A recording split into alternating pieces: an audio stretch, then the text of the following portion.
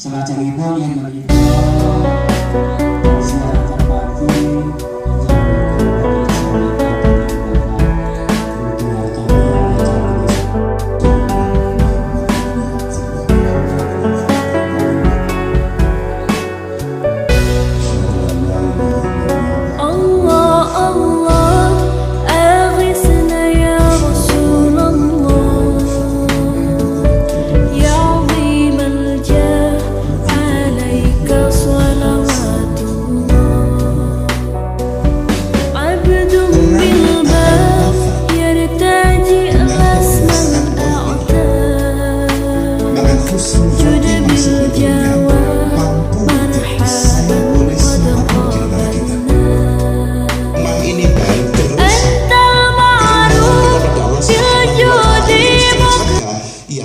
hormati.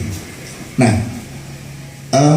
merencanakan kebaikan, merencanakan untuk terus menjadi muslim, mukmin yang baik, sejatinya memang amanah kita bersama. Kalau boleh ditelusuri, apa sih sebetulnya tujuan Gusti Allah menciptakan kita? Sebagaimana kita tahu, pertama, kita ini harus menjadi seorang hamba Allah yang baik. Urusan hablum minallah harus tuntas. Di situ meneguhkan status kehambaan kita bahwa Gusti Allah pun yang menciptakan kita. Yang kedua, kita ini menjadi khalifah. Yang ketiga, kita menjadi imarah.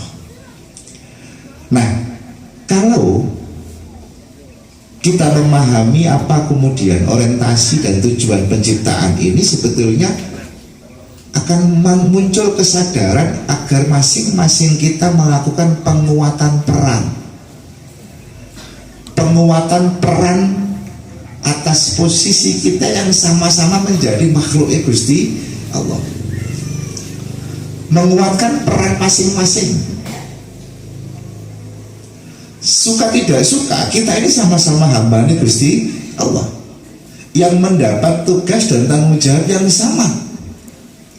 Kita diciptakan agar untuk beribadah, kita diciptakan juga harus menjadi khalifah, kita diciptakan juga menjadi imarah.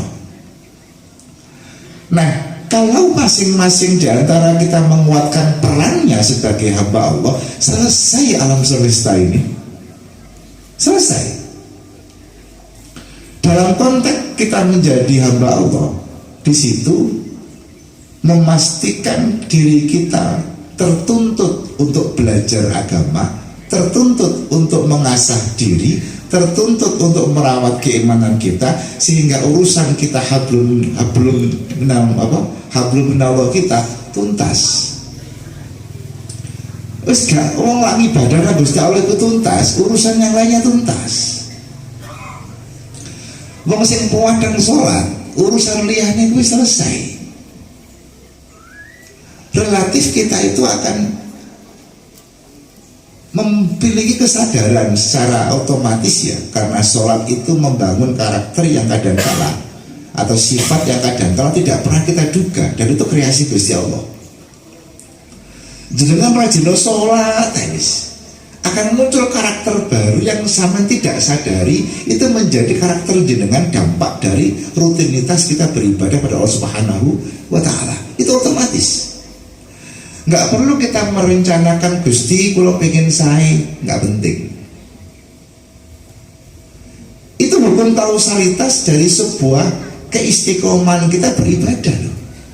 Muncullah karakter, muncullah sifat, muncullah apa? Ya kebiasaan. Maka peran pertama kalau kita harus lakukan memang penguatan hubungan kita dengan Allah Subhanahu wa Ta'ala. Sebagaimana ayat Allah bahwa kita ini diciptakan, kita manusia dan jin itu untuk ibadah pada Allah Subhanahu wa Ta'ala. Ini tugas kita bersama. Nah, dalam proses penyempurnaan tugas ibadah ini, tadi saya sampaikan, ya yuk kita belajar. Maka urusan syariatnya harus benar, urusan thariqatnya benar, nanti mampu ada makrifat di situ. Nah, kalau yang kedua misi penciptaannya khalifah, iya, kita ini khalifah, kalau bahasa kami adalah tugas kita untuk mampu mengimplementasikan, mengijewantahkan sifat-sifat ketuhanan itu di alam semesta, meskipun gak kira podo. Orang kalau sudah menuntaskan hubungan dia dengan Allah itu baik, ya. Yang pasti dalam proses pengijawantahan di alam semestanya bersama manusia dan alam semesta ini, dia akan baik. Dia akan berkehidupan bersama orang lain itu mungkin ada kasih sayang di situ. Sebagian sifat-sifat Allah itu akan ada dalam diri kita dan itu dirasakan oleh orang-orang sekitar kita. Sabar, bertutur kata yang baik, kasih sayang, mencintai sesamanya, ya rendah hati, pemaaf, dan seterusnya. Itu adalah sifat-sifat Allah Subhanahu wa Ta'ala yang akan dimiliki oleh kita adalah manusia ini di saat urusan kita dengan Allah, dengan segala kewajiban dan larangannya kita tuntaskan. Tapi jenengan milihnya al-ghatib, nesuan, terus Gusti Allah sifatnya memang nesu, tapi itu jangan kemudian jenengan rumangsa pede lah sampeyan nesuan ngono kok. Wah, aku kan sedang praktek sifatnya Gusti Allah, nggak bisa. Itu bertentangan dengan karakter mukmin, bahwa mukmin itu orang-orang yang mampu bersedekah di saat lapang dan sempit dan lapang, dan menahan emosi dan juga menjadi pemaaf. Itu karakter mukmin. Makanya dipilih-pilih hal-hal yang baik tadi. Khalifah itu seperti itu, pengejewantah atas sifat-sifat Allah Subhanahu wa Ta'ala di alam semesta ini. Maka khalifah ini menjadi sempurna kapan? Saat kita urusan kita dengan Gusti Allah tuntas. Apapun perintah Allah, larangan Allah itu membentuk diri kita untuk menjadi pengejewantah atas sifat-sifat Allah Subhanahu wa Ta'ala itu sendiri. Orang yang rajin ruku, dia sadar bahwa kita itu seterusnya sama kok dengan yang lain.